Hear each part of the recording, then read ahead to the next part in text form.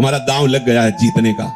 अब हम इस माया पर विजय प्राप्त करेंगे, पर उसके लिए हमें दृढ़ निश्चय करना होगा। गोस्वामी श्री तुलसीदास जी विनय पत्रिका में कहते हैं कि यदि आपने अभी निश्चय नहीं किया, आगे के लिए टाल दिया, तो आप कभी निश्चय नहीं कर पाएंगे। ये भी बात समझ लो। जो ऐसा सोचता है कि आज तो हमारी परिस्थिति ठीक है नहीं भजन के लिए, कल परिस्थिति जब बनेगी तब भजन कर लेंगे, तो कल और परिस्थिति आपको फंसा देगी, आपका भजन नहीं हो पाएगा। ये प्रत्यक्ष में देखी हुई सब बातें हैं। आज आपको निश्चय करना होगा, अभी निश्चय करना होगा। निश्चय करो, अब तक जो समय हमारा व्यर्थ गया गया। अब मैं मोह ममता में, भोगों के राग में अब समय व्यर्थ नहीं जाने देंगे। अब तक जितनी आयु गई गई, अब मुझे पश्चाताप नहीं करना। कल किसी ने एकांतिक में वहां प्रश्न किया था कि हमारा बहुत सा जीवन व्यर्थ चला गया, मुझे लगता है कि अब मुझे भगवत प्राप्ति नहीं हो पाएगी, क्योंकि पूर्वाभ्यास विषयों का है, बहुत सा जीवन विषयों में चला गया, अब मेरा कल्याण कैसे हो सकता है। बस यही स्वीकार कर लो, अगर एक श्वास बची है तो एक श्वास में भगवत प्राप्ति हो जाएगी, एक श्वास में भगवत प्राप्ति हो जाएगी। क्या अब जितनी श्वासें बची हैं वो केवल प्रियालाल के लिए, बस राधा राधा राधा। तो हमारा वर्तमान में जो श्वास चल रही है, इसमें हमने नाम लिया और अभी श्वास पूरी हो जाए तो हम श्री जी के पास पहुंच जाएंगे। हमें घबराना नहीं है, हमें निश्चय करना है कि अब तक जो व्यर्थ आयु गई, समय गया गया, अब नहीं जाने देंगे। अब लो नशानी, अब ना नशी, अब नहीं। क्यों? क्योंकि प्रभु की कृपा से ये अविद्या की रात्रि, मोह की रात्रि अब खत्म हो गई है। सत्संग सुनने को मिला, विवेक रूपी भास्कर उदय हुआ, तो मोह रूपी रात्रि नष्ट होए विवेक, मोह ब्रह्म भागा। और विवेक सत्संग से होता है, बिनु सत्संग विवेक न हो, और सत्संग भगवत कृपा से होता है। राम कृपा भव निशा सिरानी। अब हमारी जो माया की रात्रि में, मोह निद्रा में मैं सो रहा था, भगवत कृपा से इस प्राप्त सत्संग में विवेक का जागरण हुआ और मैं जान गया हूं। अब पुनः बिस्तर नहीं लगाऊंगा, अब मोह में नहीं सोऊंगा, अब किसी भोग को सुख बुद्धि से भोगूंगा नहीं, अब किसी से राग द्वेष नहीं करूंगा, अब एक क्षण भी भजन के बिना व्यर्थ नहीं जाने दूंगा। अब लो नशानी, अब ना नशई हो। बोले आपको ये सामर्थ्य कहां से प्राप्त हो गई? तो कह रहे पाए नाम चारु चिंतामणि, उर करते न खसई हो। आह, जो चाहो प्राप्त कर सकते हो, प्रभु को अधीन कर सकते हो इस नाम से। सुमिर पवन सुत पावन नामू, अपने बस करी राखे रामू। आह, समझ में नहीं आ रहा, यही भगवान की प्रबल माया है। ऐसा महामहिम नाम जो स्वयं श्री हरि अपनी जिह्वा से निरंतर रटते रहते हैं। राधा राधा राधा हरि रसना, राधा राधा रट। जो राधा राधा बोलता है, अनंत जन्मों के जितने भी शुभ अशुभ कर्म बांधने वाले प्रभु उन सबको नष्ट कर देते हैं, आगे लिखते ही नहीं है। ऐसे समर्थ नाम को प्राप्त करके भी आप यदि क्लेशित है, दुखी है, अशांत है, राग द्वेष जनित उससे जल रहे हैं, तो आप समझो कि आपका अभाग्य ही उदय हुआ है। ये जो नाम रूपी चिंतामणि मिली, बहुत स्वादिष्ट है। राधा नाम सुधा रसम रसी तुम, अमृत रस झरता रहता है राधा राधा राधा।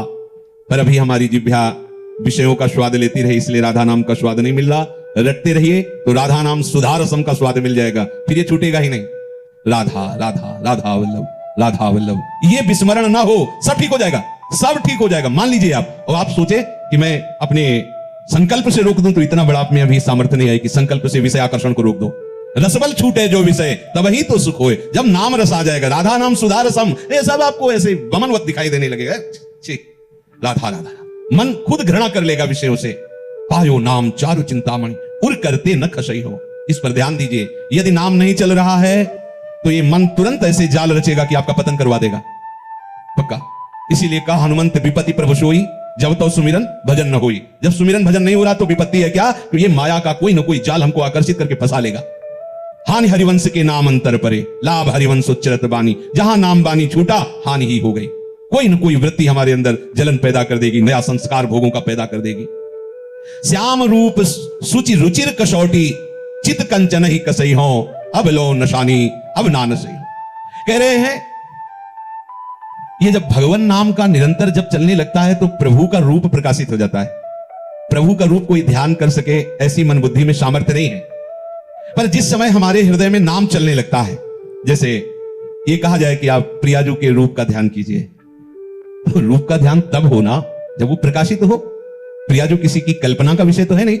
प्यारोडुम क्षमते ने अच्छी सुखा दी नाम तो ध्यानगम। और प्रभु के लिए भी कहा गया है, श्याम सुंदर के लिए भी, यो ब्रह्म रुद्र शुक नारद भीष्म मुख्य रालक्षितो न सहसा पुरुषस्य तस्य। इन बड़े बड़े महापुरुषों के लिए कह दिया गया, मुनि मन ध्यान धरत नहीं पावत। बड़े बड़े मुनिजन प्रभु श्री हरि का ध्यान धरना चाहते हैं, पर वो पूर्ण रूप से हृदय में उनका ध्यान नहीं लगा पाते। ये प्रभु के रूप का ध्यान कब होता है?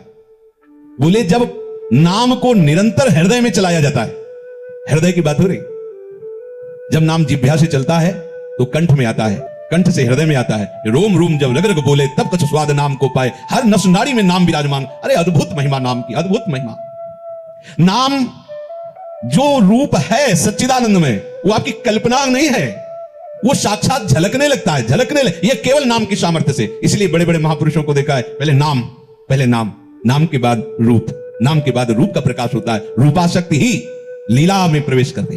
जब रूपाशक्ति बढ़ जाती है तो छिन छिन बिहरत संग, छिन छिन निरखत प्रेम भरी, छिन जस कहत अभंग, यह जो कृपा हरिवंश की। वो प्रतिपल उसी रूप के सानिध्य की लालसा से युक्त होकर निरंतर उन्हीं के समीप रहने लगता है। और ये रूप ऐसा है, ये कौन बात है जो अबही और है। ये प्रतिपल वर्धमान रूप है। इसीलिए कभी भी रूप का पान करते हुए तृप्ति ही नहीं होती, क्योंकि प्रतिपल वो नया नया रूप प्रकाशित होता रहता है।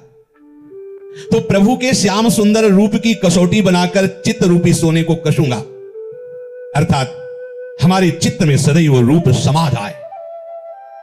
देखो, सारी साधना का उद्देश्य एक ही है, चित्त की एक एक वृत्ति भगवदाकार हो जाए। जब योगी लोग योग साधना में तत्पर होते हैं तो चित्त वृत्ति का निरोध करके समाधि में स्थित होते हैं। भक्तजन प्रभु के नाम गुणगान के बल पर अपने चित्त की एक एक वृत्ति का भगवदाकार स्वरूप प्रकाशित कर देते। मुरारी पादार्पित चित्त वृत्ति, एक एक वृत्ति भगवदाकार। समझिए हमारी उपासना का स्वरूप क्या है। हम तभी मानेंगे कि एक खरा सोना है जब कसौटी पर कस लिया जाता है, तो हमारे चित्त का परिवर्तन हो गया है। इसकी कसौटी क्या है? हमारे आराध्य देव का रूप हमारे चित्त में समा जाए। श्याम रूप सुचि रुचिर कसौटी, चित्त कंचन ही कसई हो, अब लो नशानी अब ना नशई हो। ये प्रिया प्रीतम का ऐसा रूप है कि जो इस रूप के रसिक हो गए उनको ज्ञान वैराग्य धारण नहीं करना होता। पिय मूर्ति नयनन बसे तेहि रस रहे समाए, ये लक्षण सुनि प्रेम के और न कछु सुहाए, फिरे अपने मदमातो कुटुंब देह ते जाए, छूट सब ही विधि नातो। ऐसा बावरापन चढ़ता है। उस बावरेपन का जो वैराग्य होता है वही प्रशंसनीय होता है। जैसे हम कोई वस्तु का त्याग करते हैं तो त्याग का राग रहता है अंदर, तो अहम रहता है। तुम क्या समझते हो, मैं आज एक एक रोटी मांग कर उधर पोषण करता हूं, पर कल जमींदार था। त्याग का राग अंदर बैठा हुआ है। सुना है हमने, पास में एक संत रहते थे, वो धनी घर से थे। तो किसी संत से उनका कुछ ऐसा मनमुटाव हो गया, तो कहा तू क्या समझता है, तेरे जैसे नौकर थे मेरे घर में, ये तो भगवत प्राप्ति के लिए बाबा जी ने, तुम ऐसा वैसा समझते हो। क्या हो गया? बाहरी विषयों का त्याग होने पर भी अंतर में जो विषय का त्याग का राग है, अहम है, वो भगवत प्रेम नहीं होने देगा। खास बात है अंतर से विषय राग का त्याग, चाहे वो ज्ञान मार्ग हो चाहे वो प्रेम मार्ग हो। अगर हमारा किसी भी वस्तु व्यक्ति स्थान का राग अंदर है तो आप ना ज्ञानी हैं, ना आप वैरागी हैं, ना आप प्रेमी हैं। जब विवेक जागृत हो गया तो वो राग का नाश करता है ज्ञान मार्ग में। और भक्ति मार्ग में जब रूपाशक्ति हो गई तो बावरापन आ गया, तो अपने आप सब छूट जाता है। और ये छूटना ऐसा प्रशंसनीय छूटना होता है कि पूछो मत। इसमें वस्तु का स्वरूप से भी त्याग, उसके राग का त्याग, उसकी स्मृति का त्याग। आई ब्रजनारी सुनत बंसीरो, गृह पति बंधु बिसारे, त्यागे नहीं बिसारे, विस्मरण है। कुटुंब देह ते जाए, छूट सब ही विधि नातो। अगर ये बातें आपके हृदय में नहीं है तो धीरे धीरे भक्ति का पाखंड रूप हो जाता है। भक्ति रोग ग्रसित हो जाती है, पाखंड होने लगता है, अपने मान सम्मान की रक्षा के लिए नाटक होने लगता है। शुद्ध भक्ति से हम रहित हो जाते हैं। अपने प्यारे के रूप रस का पान करने की जिसके हृदय में व्याकुलता पैदा हुई है, वो सावधान हो जाए, नाम ना छूटने पावे। नहीं, रूप आप संभाल नहीं पाओगे। नाम ही ऐसी सामर्थ्य है जो रूप को आकर्षित करके हृदय में बंदी बना देता है। आराध्य देव का रूप कभी जाता ही नहीं है, हर समय बना रहता है। भाई जी महाराज बहुत विचारवान महापुरुष, उन्होंने कहा प्रभु यदि सामने हो तो भी नाम मत छोड़ना। आप देखो कितने घाटे का सौदा आप पसंद कर लेते हो। यहां कह रहे प्रभु सामने हो तो भी नाम मत छोड़ना। त्रिभुवन की राज लक्ष्मी देने पर भी आधे पल के लिए नाम मत छोड़ना। और हम उपासक हैं, हमारी दशा क्या है? थोड़े से अपमान की स्थिति में हम घंटों बोलते रहते हैं, थोड़े से सुख लाभ के लिए हम प्रभु का विस्मरण कर देते हैं। कैसी हमारी उपासना है, क्या हमारी भक्ति की स्थिति है?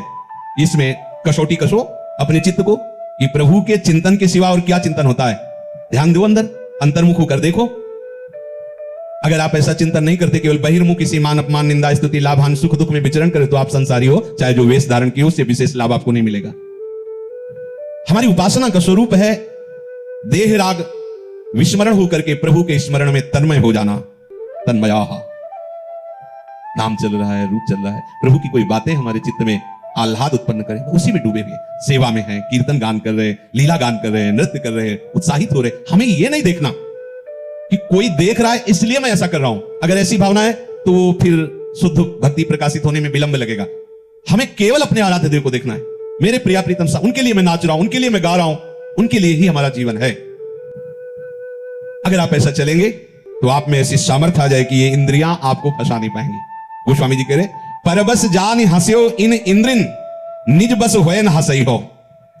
जब मुझे भगवत शरणागति नहीं मिली, भगवान नाम महिमा मेरे हृदय में प्रकाशित नहीं हुई, तब तक इन इंद्रियों ने मेरी दुर्दशा कर दी। देख लो कैसी दुर्दशा है, श्वान की तरह दुर्दशा है। श्वान जूठी पातरे चाटते घूमता है जैसे, ऐसे ये मन और इंद्रियां मिलकर भोगे हुए विषय को बार बार भोगने की इच्छा, सुने हुए विषय को भोगने की इच्छा, ऐसे क्या है। मेरी हंसी उड़ा दी, मजाक बना दी। जो आत्मस्वरूप भगवद अंश है वो एक निम्न कोटि के विषयों में कैसा स्वान की तरह भटक रहा है। नाना प्रकार की कुचेष्टाएं उसको बस में किए हुए हैं, परवश हो गया। क्यों? क्योंकि वो अपने बल को भूल गया, अपने सामर्थ्य को भूल। हमारी सामर्थ्य, हमारा बल कौन है? मेरे अंशी प्रभु है, मेरे बल श्री वृंदावन रानी। अहंकार का बल यहां काम नहीं करता, रौंद देगी माया। यहां बल आराध्य देव का काम करता है।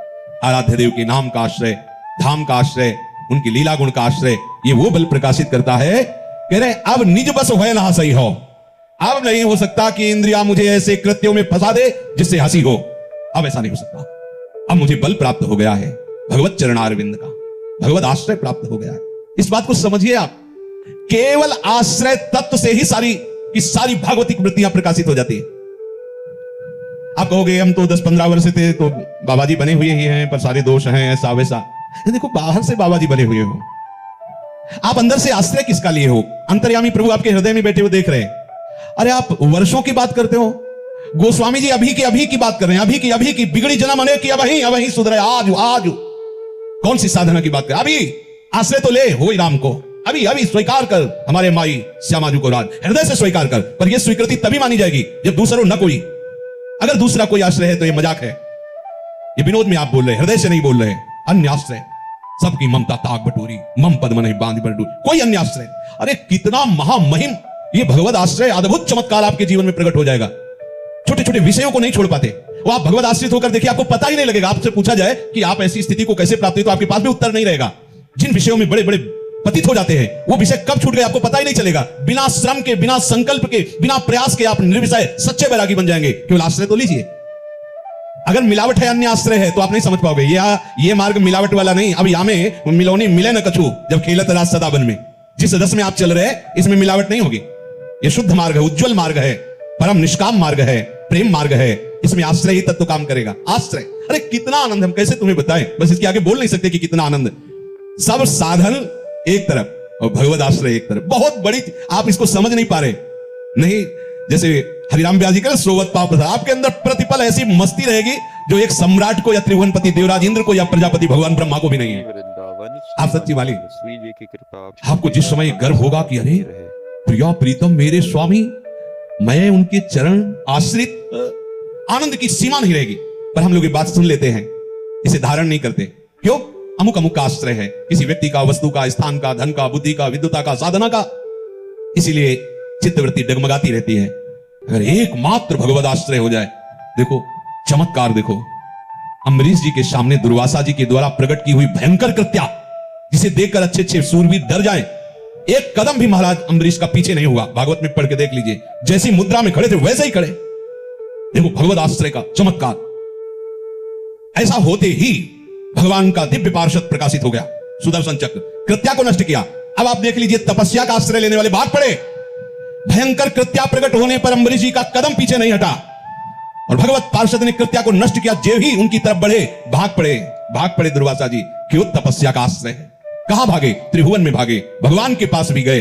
भगवान ने कहा, यह सुदर्शन अस्त्र मेरा है, पर इस समय मेरे आज्ञा में नहीं, अब इस समय अम्बरीश जी की आज्ञा में है। अम्बरीश जी क्षमा करे तो तुम्हारा क्षमा हो सकता है, नहीं तो सुदर्शन तुम्हें जला देगा।